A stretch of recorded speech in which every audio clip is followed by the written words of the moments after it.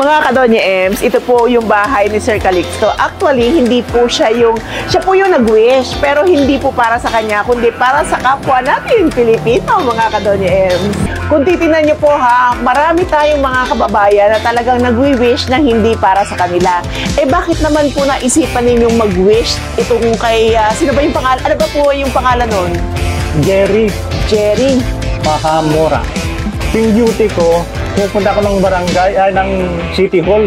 Nadadaanan kasi dito siya, may tapat siya ng ng everyday po nandun siya. Magandang buhay po. Magandang buhay. Si Donya Ems po, are. Yan niyo po ay wala kayong wala kayong paa. Eh, nabasa ko yung kanyang wish, hindi para sa kanya, kundi para sa'yo. Kasi lagi ka daw niya nakikitang namamalimos. Namamalimos ka doon sa area na yon. So ngayon kuya, ang wish niya ay grocery package para sa iyo. Huwag kang susuko kapag napapagod. Pahinga lang sandali sa Diyos.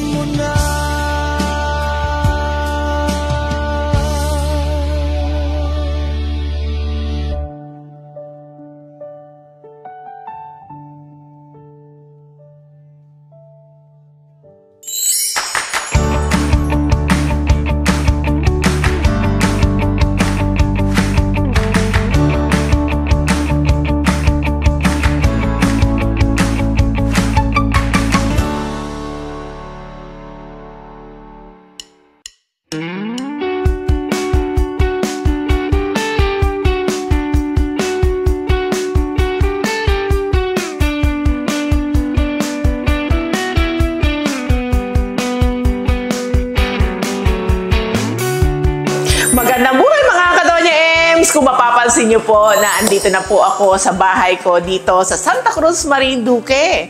At syempre, ito po ba yan naman ay special na episode ng Wish Ko Lang. Kasi alam niyo mga Kadonya Ems, ang typical nating ginagawa ay syempre, tayo ay nagbabasa ng wish ng ating kababayan. Pero this time, alam niyo po ba, hayaan niyo po muna na si Donya Ems ang mag-wish. Kasi Pasko naman, pagbigyan niyo na ako dahil ito na lang po ang inyong papasko kay Donya Ems. Alam niyo po ba kung bakit ko nasabi? Kasi ako po ba yan naman ay may pusong mamon. Mamon daw mga Kadonya Ems, take note ha. Pero ang nakakatuwa kasi mga Kadonya Ems, may mga bagay tayo na ginagawa na hindi rin natin maintindihan. Katulad ko, kung minsan napapaisip ako kung bakit ko nga ba ginagawa yung mga ganitong bagay. Pero iisa lang po talaga ang sagot ni Donya Ems. Masaya ang puso ni Donya Ems. Kaya nga, lagi ko sinasabi, kung saan ka masaya, doon ka. Pero this time mga Kadonya Ems, ako po ba yan naman namin asabihin na ako may akwento ng konti. Kung naririnig po ninyo yung kanta na i-wish mo lang kay Donya Ems, ay hindi ko po talaga kilala aring tao na ari. Ari po ay, basta akala ko, kumanta lang siya kasi parang gusto niyang ibigay sa akin yung kanta o baka gusto niyang marinig ng mga tao yung kanyang talento. Mga Kadonya Ems, alam niyo po ba ang ginawa ni Donya Ems? Ay piniem ko si Yel Ordeliano na kumanta ng i-wish mo lang kay Donya Ems. Ang sabi ko sa kanya, pumunta ka dito ng December 13 at 4 p.m. in the afternoon. Kasi akala ko, normal siyang tao. Pero nagulat ako mga Kadonya Ems kasi ang sabi niya sa akin, hindi daw siya pwedeng pumunta kasi siya ay mahihirapan. So ngayon mga Kadonya Ems, nung sinabi niya sa akin yun, tinanong ko yung background. Siyempre meron tayong mga nakakilala siya, na nagtanong ako, ang sabi po nila ay ganare. Yan daw po ay nagtatrabaho sa Manila dati, tapos para yatang nagbuhat ng mabigat at hindi na masyadong naasikaso yung kalusugan kasi kapos nga po sa pera. Kasi ito ang nakakalungkot talaga mga Kadonya Ems, pag ikaw ay may sakit at ikaw ay mahirap, magtitiis ka na lang na i-embrace mo yung sakit mo sa katawan. So ngayon mga Kadonya Ems, itong episode na ito ay para sa kanya. Dahil ako ay natutuwa mga Kadonya Ems kasi may nabalitaan pa ako ngayong araw na to na ito daw pong si Yel Ordiliano ay during the pandemic time, kahit na siya ay medyo masama ang pakiramdam na po yata, ay siya ay gumawa ng paraan para makapamigay o ano bang binamigay niya din? Siya daw po ay tumawag sa kanyang mga kaibigan o talagang naghingi ng mga kung ano-ano sa kanyang mga kakilala para makalikom po ng school supplies at maipamigay niya sa kanyang gustong bigyan na school. So, paano mga Kadonya Ems, ang gawin natin ay simple lang. Tayo naman ang magbigay kay Yel Ordiliano. Hindi niya po alam na pupunta ako sa kanya. Kaya mga Kadonya Ems, tara na at tingnan nga natin ang kalagayan ni Yel Ordiliano. Ito po ay talagang surprise para sa kanya.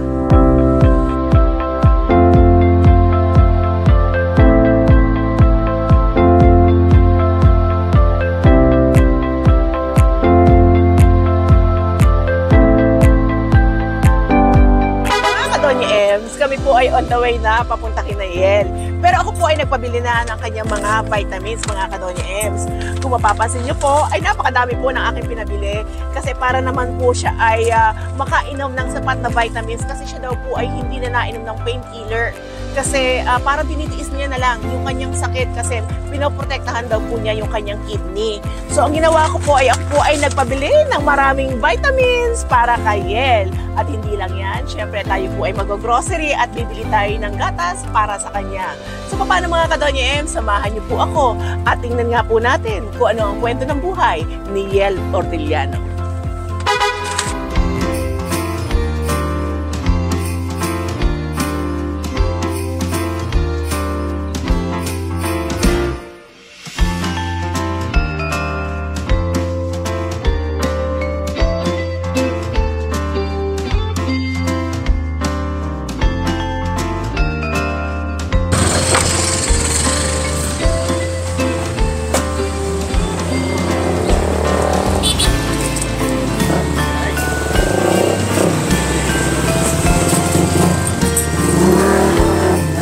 Hello po, magandang hapon. Magandang hapon sa inyo. Ay, wala. Baga kayo ito yung malaki-laking ganari. Ay, may malaki kayong ganari? Ay, wala. O, paano ito mga Kadonya Ems? Konti lang pala ang ating mabibili kasi maliit lang yung kanilang basket. Pero di bale, pwede naman tayo magbitbit kahit 5 basket. Oh, halika. Hello po, magagandang buhay po sa inyo.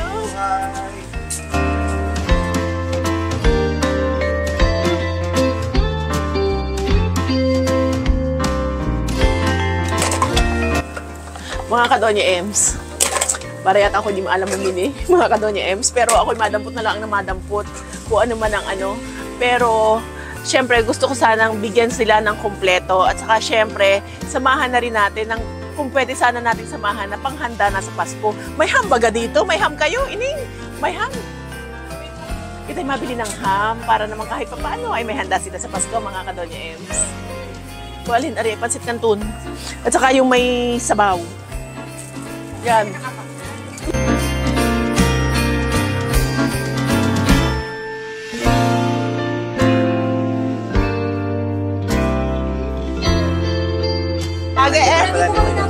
Ay, syempre, kailangan rin maganda kita. Ano, ma'am?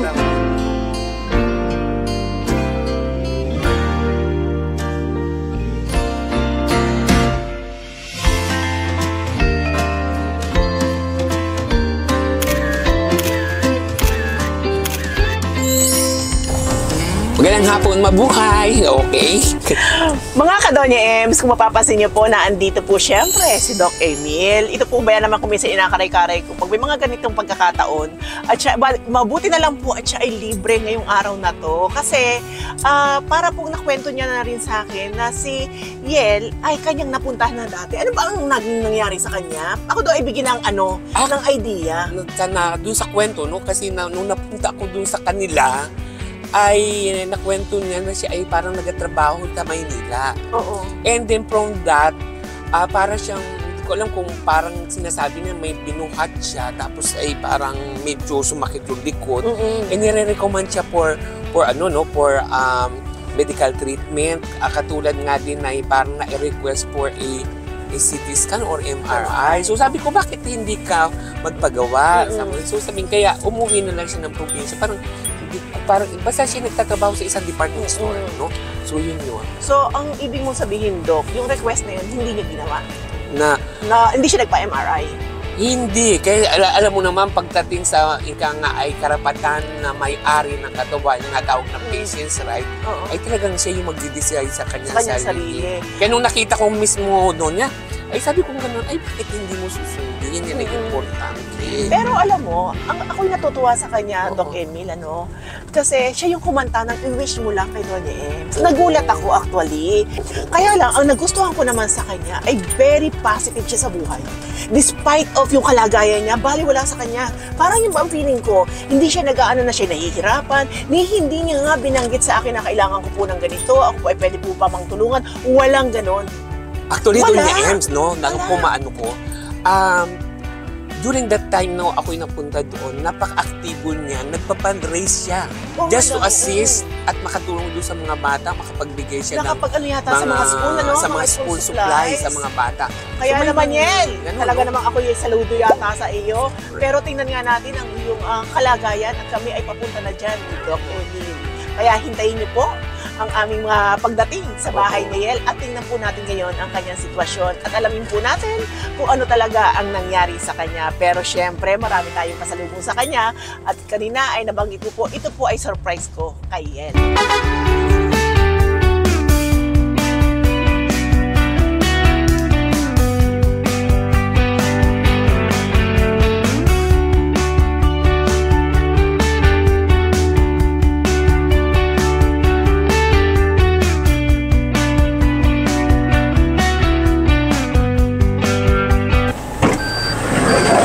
Magandang buhay.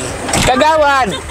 Pupunta kami kay Ariel. Sino po Ariel? Si Ariel, Ordiliana. Oo. Ariel Bidan? Ordiliana po. O Portiliano? Oo. Po yung may sa bando taas ng kapitana? Doon sa mataas lamang, tapos gaganon. Ha? Hindi ko. Kapitana po, bandarulana kaunti. Ni Kapitana, pag ganun yun ni, handa. Kapantay po doon, may bahay sa tapat. Oo. Paradahan. Sige po. Ang Salamat ko po. na rin buli. Salamat po. Ay.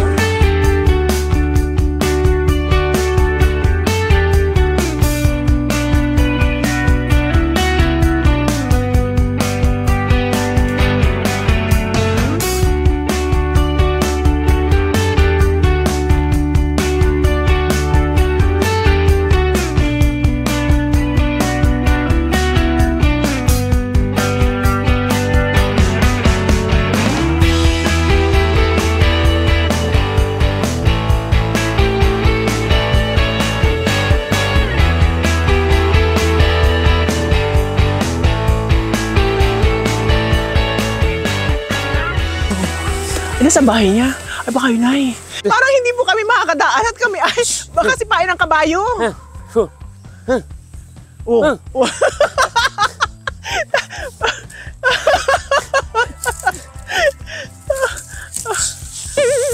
Yun. Bakit ay sipain ay?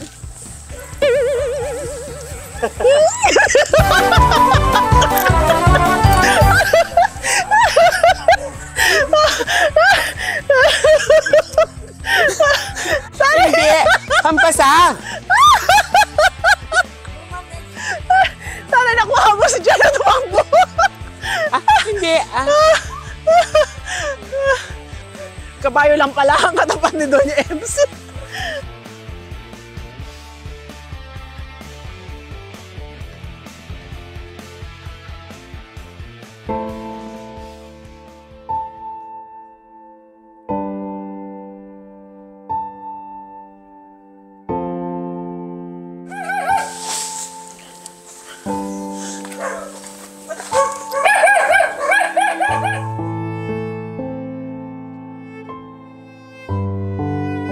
Wala.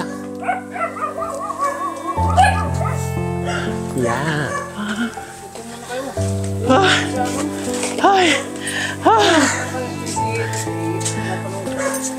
Ay, napanood mo po ako sa Facebook. Kumusta po kayo?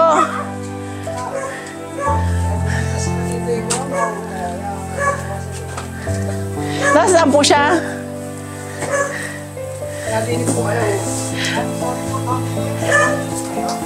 Ay, tara. Tara, may aso po. Ay, tara. Ayan na siya. Tara, Doc Emil. Magandang buhay sa'yo!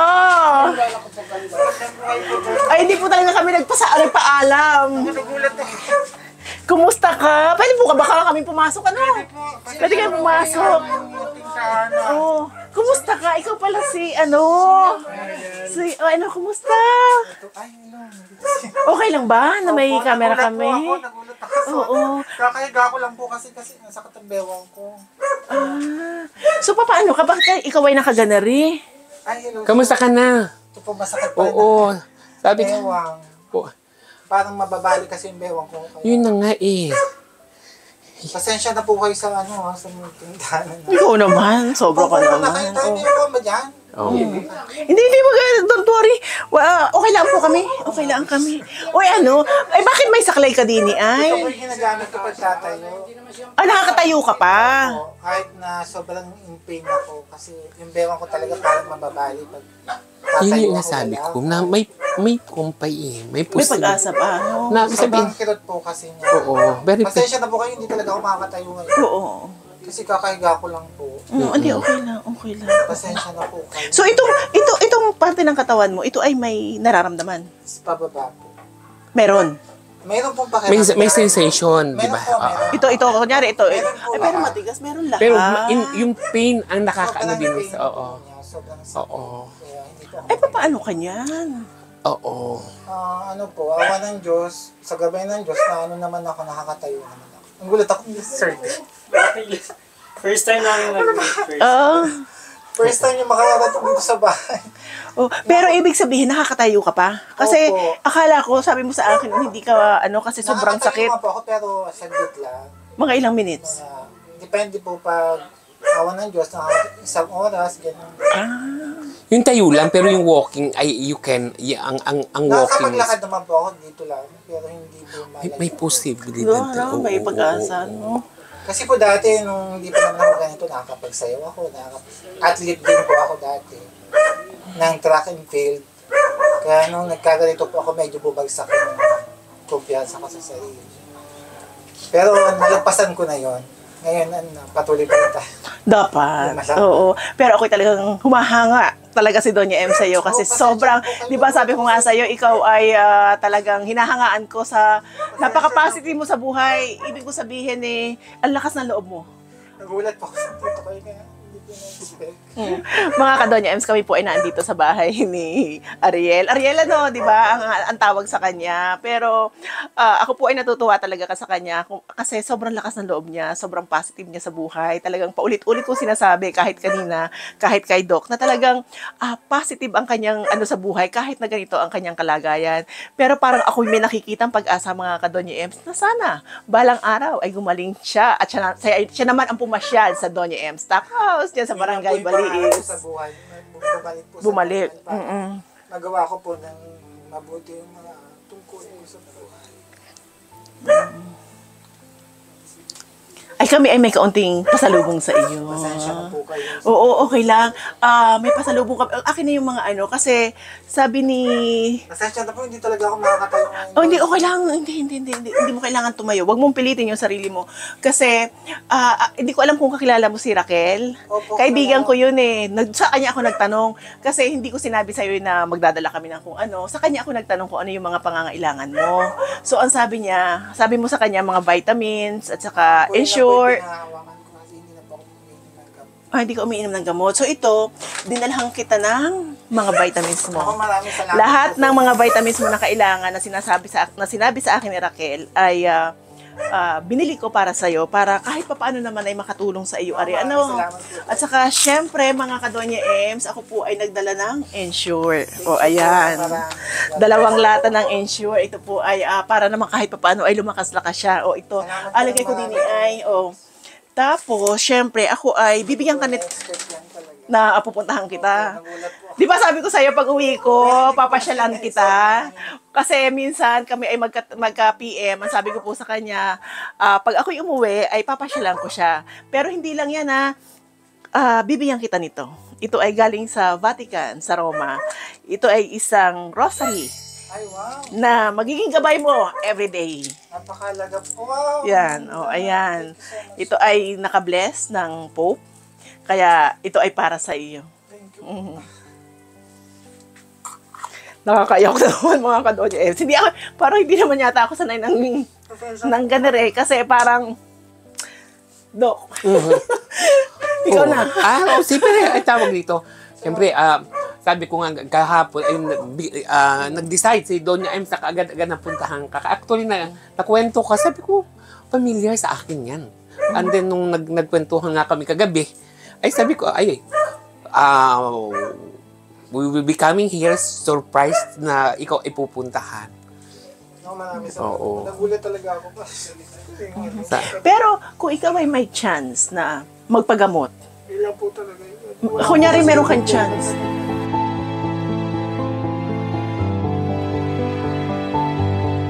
mga Kadonya Ems, ito talaga yung sinasabi ko na kung pwede nga lang na lahat ng mga may sakit ay nakakapagpagamot ng tama, ay siguro po hindi hahantong sa ganitong kalagayan.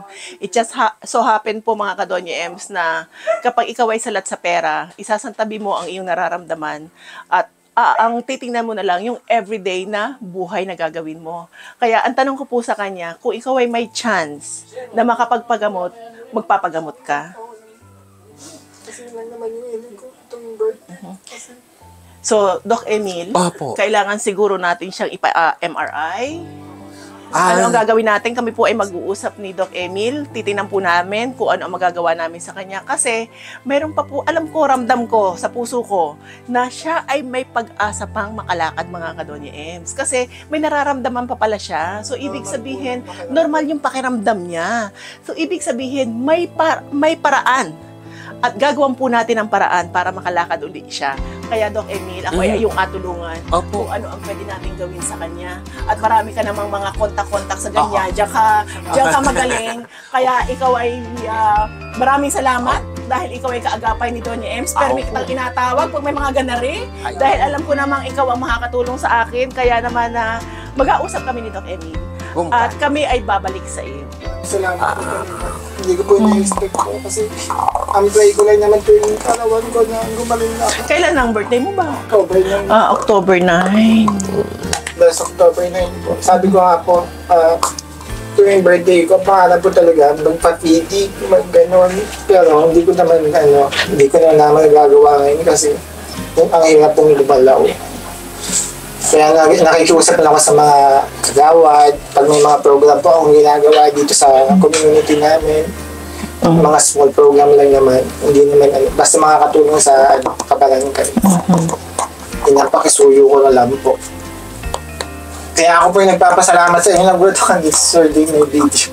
Tapos si Donya Ems, nagulat ako, nakarating po kayo sa kubo namin, welcome po kahit na maliit lang po yung tahanan namin. Dalawa lang po kami ni tatay dito simula nung namatay si nanay. Nagkasakit mo kasi nanay, months ago, namatay yung nanay ko.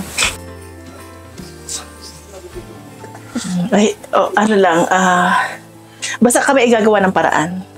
Mag-uusap kami dalawa ni Doc Emil kung ano ang pwede namin gawin sa'yo. At least alam natin, Doc Emil, na siya ay willing na magpagamot. It just so happen nga lang na wala siyang pampagamot kaya hindi siya makakilos. So, titingnan namin kung ano ang magiging paraan ni Donya Ems para makalakad na muli si Ariel. Maraming salamat po. Salamat po talaga dito. Oo. Tapos mayroon pa kami mga groceries. At saka isang sakong bigas, marami akong groceries dyan para naman kayo ni tatay mo ay kahit papaano ay merong mga gamit-gamit na kahit wala si tatay mo ay gabukas ka nalaan ng dilata. Isa sa mga inspirasyon ko dito sa Marinduque kasi nakikita ko yung puso sa pagtulog. And sabi ko nga, gusto ko rin maging katulad niya na tumutulong sa kapwa kasi yung goal ko sa buhay. Pero dahil sa kapos sa pera, hindi natin magawa. Kaya yung pagtulong din po sa kapwa, napakalaking inspirasyon, pag-asa sa mga tao. Kaya saludo po ako sa inyo. Bakit mo naman naisip Kaya na naisip gawa ng ko po kayong kanta? gawa ng kanta kasi sa tingin ko, yung kanta na yun yung bagay doon sa programang ginawa niya, i-wish mo na kay Doña Ems. God bless you po sa family mo kasi isa ka po ng inspirasyon. Saludo po ako sa inyo. Kahit na hindi ko po kayo mahawakan, makapunta sa mga kasi sobrang in pain. Actually, in pain po ako oras-oras, minuto. Ano po ako, marami akong ginagawang great para hindi ko maisip na sakit. Kasi 5 years na ako nagsasakit sa sakit na po. Akala nila sa Facebook na okay ako na wala akong sakit, pero hindi nila alam na may sakit talaga ako. Hindi ko lang po sinasabi. Kasi gusto ko maging good vibes, gusto ko maging positibo sa buhay. Hindi ko nga alam na may sakit ka. Kaya ini-invite kita sa, di ba, ini-invite kita sa December 13. Actually po, napakalaking po noon, privilege sa akin na invite nyo. So hindi ko po talaga kaya. Gustuhin ko ba? Kahit sa pagbiyahe po, hindi po. Pag pinagalaw ko lang po, makirot to. Ihiga lang ako para ako puputulan ng hininga kasi sobrang kirot. Kaya hindi po ako makakatayo ngayon kasi talagang kakahiga ako lang po. Kahit nag-uusap tayong ganito, sobrang sakit niya. Nakakirot po. Nakakirot siya. Bawat galaw ng ng hininga, may kirot po siya. Kaya sobrang in pain po ako. Pinipigil ko lang yung paghinga ko kasi parang mapuputulan ako ng hinga pag nakirot siya. Gumagapang po kasi yung kirot sa bewang ko. So sa tingin mo, Doc Emmy, Ari? Sa tingin mo? So, ulit, yung sasabi ko nga, kailangan ma-refer kasi sa isang espesyalista pagdating doon sa buto kasi most likely parang Ang sabi po kasi ng doktor, sir, daw po, vascular necrosis. Ang sakit ko, yung Ano daw yun? fracture po yung dito sa may hips ng buto, yung pinaka-bilog. Kaya daw po, nag-weak yung bones ko dito sa lower part. So, ibig sabihin kasi nga, kailangan man talaga kung sakasakali, at least ma-consult dun sa expert and then para malaman natin kung ano ang Kailangan talaga gagawin. siyang ma-MRI para Oo. makita mo kung ano talaga I mean, kung ano meron. yung mga test na kailangan gawin. At Kasi then, kailan ka huling nagpa-check up? Ano po, last, parang months ago na po, mga 6-7 months. Paano ka nagpapa-check up? Ang gusto po, dito po kasi humingi na ako ng tulong sa munisipyo sa ambulansya. Hindi po kasi ako nakakasakay yung stretcher yung Oo. po ako.